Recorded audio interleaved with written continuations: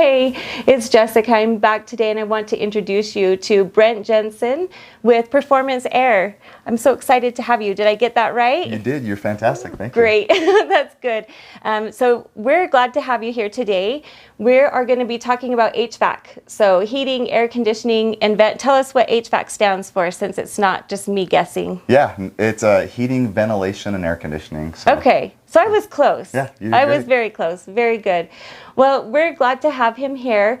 I'm going to just jump right in and ask you a few questions if you don't mind. Sounds great. I'm curious, what is your specialty or your expertise, your go-to that you love doing? Gotcha. So I love helping people. That's what I love to do. HVAC is dirty and kind of yucky and it's not exciting, right? It's not sexy or anything, but man, when people are hot and miserable in their home, I absolutely just love walking away, being able to help them get their system running. So. Well, that's so funny because this morning, obviously, we're trying to get ourselves ready and we're putting up, making sure we have a good background. And I'm realizing we're going to see two parts of my home today. This room where we look sitting and professional, right? But then we're going to go to the unsexiest. Literally, that's what I thought. Part of my house, which is my furnace. And so but I think it's the one thing we were out of a furnace or the AC for 2 days. Oh yeah. And oh my gosh, like it's so underrated, right? We don't even look at it and don't realize what it means. We don't tell Brent that we did a MacGyver fix on it. So don't judge my MacGyver fix on our furnace, or AC. But anyway, so we're glad to have you here. But you say service, and that makes me think a little bit too. You were telling me about some of your hobbies that you have, and it's not just the HVAC that you do to serve people. Tell me what else it is that you like to do. Yeah, so I've got a serving heart, I guess, if you will, and I just love helping people. I belong to an organization called Follow the Flag, and we're that group that hangs the big 1/4 acre, 400-pound flag up in the canyons. We just barely took one down over the 4th of July in Grove Creek Canyon and Pleasant Grove. And then I belong to the search and rescue team here locally. So. Very cool. So that's two really big things. When you're doing the Follow the Flag, what part is it that you play in that? Like, what does that entail to get all that to happen? Gotcha. So I'm the guy that ties a knot, right? So it takes so many people and a lot of talent to make that happen. I'm usually on the south side anchor, and we draw ropes across the canyon, and I have to tie lots of knots and set up systems to be able to draw that flag across. So that's kind of my little niche. That's cool. So. That little bit, but it sounds like too that would be a crossover with both, that you would be doing safety and being prepared and safety issues. Yeah, absolutely. We're very cautious. Follow the Flag did it for years. The group of just buddies that were hanging ropes and lassoing trees and whatnot, and then they invited in some of the search and rescue teams, and I was a part of that when we went in, and it made it a lot more of a professional and safe and using a lot more science and rescue rope systems and whatnot. So very cool. I hadn't thought that there would be such a crossover. That's very interesting. Thank you. Well, good. I am curious, so what has brought you to the HVAC field of service? You know, it kind of found me. So I was a ski bum in Jackson Hole for 3 years, about age 22 to 25 or so, and I decided I wanted to move back to Utah and do the thing that you should do, right? Find a wife or whatnot, which I did successfully. So I moved back here. I was looking for a job, and a company was just hiring a project manager, and I fell into being a project manager for a couple of LDS churches and a Marriott Residence Inn, and I didn't even know that a furnace had a filter. And was just kind of managing guys and systems and whatnot. I learned a lot, and so it kind of found me, and I've just stuck with it over the years and learned a lot. So that's so cool. So, but it goes back to your personality of being service, and the HVAC has become the tool to be able to serve. It has, yeah, it really has. I love making people smile and making people comfortable. I love learning too, and there's so much to learn in the HVAC field that. Every time, and I love being challenged when one of my clients has a question for me and I don't know the answer. I love it because then I can dig deep, and I'm not embarrassed to say I don't know the answer, but then I learn something else, right, and become better. So that's so cool. Well, very good. We're going to go ahead and we're going to break away from this interview. We're going to head down to my furnace. So, oh my gosh, don't judge me, but we'll be back in a few. Okay, welcome. We've made it all the way downstairs. Like I said, certainly not the sexiest part of my house, you can see. And we really do beat up our furnaces and AC units, don't we? We do, yeah. They get quite dusty and dirty, and they're just kind of the hidden area that we just don't ever look at. So exactly. We take it for granted until they don't work, and then we're on the phone in an emergency panic. Oh my gosh, I'm freezing, or it is too hot. Come and help me out here. Yep.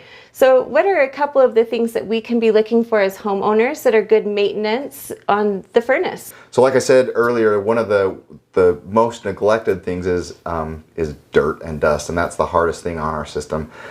So the easy thing is changing our filter consistently. Every house is a little bit different on how often we need to change it, but one of the things that people don't realize is that the air conditioner, when the furnace motor runs, that fan is on a higher speed. Okay. So which that means we're drawing more air, more dust, more debris across that filter. So I recommend changing that filter every month in the summertime. Oh, goodness. So okay. quite often, a dirty filter is kind of like putting a trailer behind a truck, right? Okay. We just get worse fuel economy, it costs more to operate, and we get more dust in the house too, is one of the side effects. So every month in the summertime, and then you could get away with every 2 or 3 months in the wintertime because the fan's on a lower speed and it's not as critical, but yeah, monthly. So I think we've only been doing it twice a year, to be honest with you. I hadn't realized that monthly in the summer is a big deal, that like you said, if it's moving more air through, obviously needs to be protected a little bit more. Yep.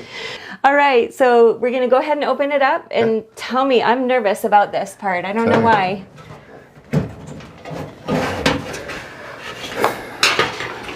So the top section here is where the flames are. In your system, there's an igniter that we don't want to touch, but there is a flame sensor, and it's usually got one wire. It's usually blue or white that goes down to. There's usually a Phillips screw head that holds that in place, or it can be a 1/4-inch screw that's holding that in place. If we pull that out and sand that off, it builds up with oxide, right, with debris, and then it doesn't sense the flame that's coming across it. And then our system will kick off and on. So if your flame's kicking off and on and off and on, like within about 2 or 3 seconds, 3 or 4 times, then you know that that's dirty, and that's a good thing to clean off. It's just a chunk of metal that senses a microamp through the circuit board and through the flame. I mean, I can geek out on that for a long time. But really, it just has to be cleaned. Typically doesn't need to be replaced. Just sand that off until it's shiny again with steel wool or a piece of sandpaper is what I use, emery cloth. So that's just a good trick. So okay, and I personally have used that one before. My furnace was doing exactly like you said. It would try and click, click, click like it was turning on some flames, but then it just shut down.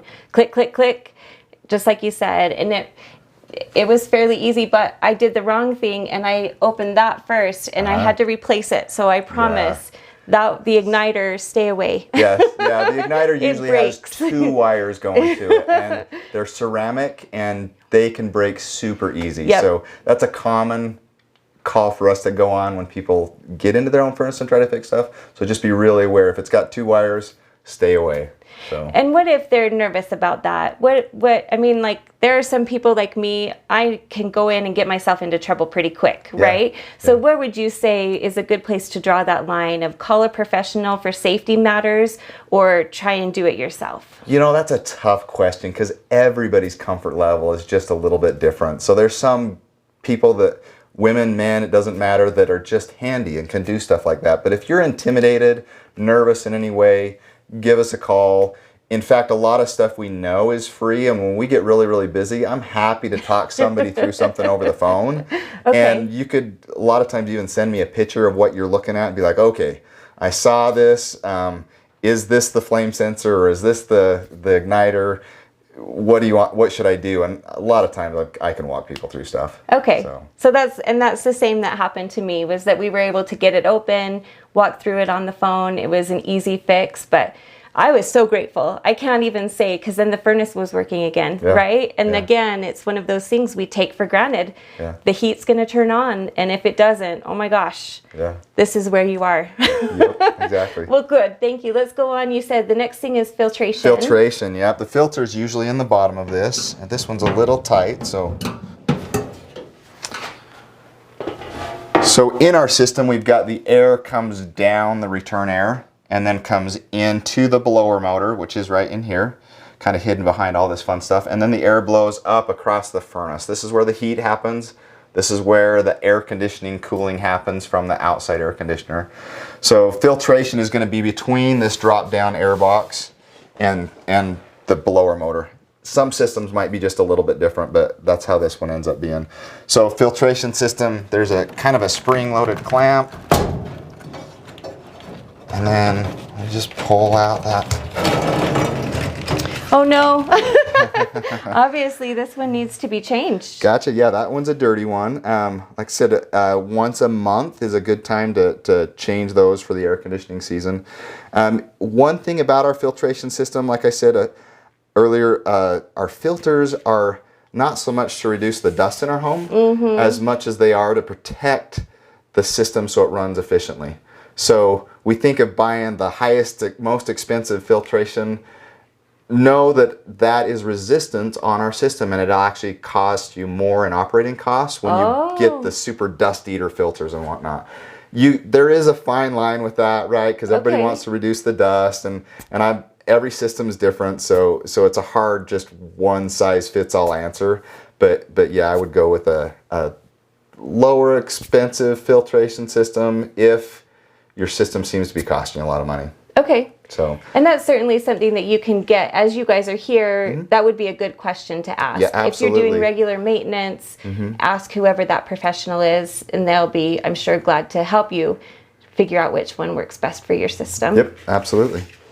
Very good. Well, yeah. Oh my gosh, embarrassed by my dirt in the basement of my furnace.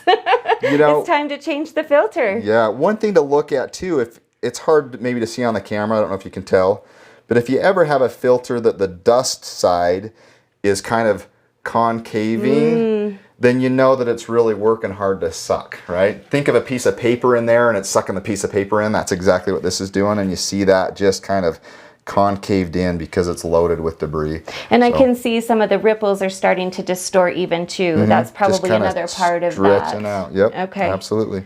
Well, when my husband gets home tonight, this is his first job, his honey-do list. Okay, well, good. So that leaves us with the furnace. Like I said, check the description below, find contact information for Brent. We're excited to have you and have learned so much about this. We'll do another part 2, and that will be our air conditioning. So come back in another week, or whenever you're watching this. It may already be up and loaded, but come back and see how to now maintain the air conditioning. Yeah. Thank you.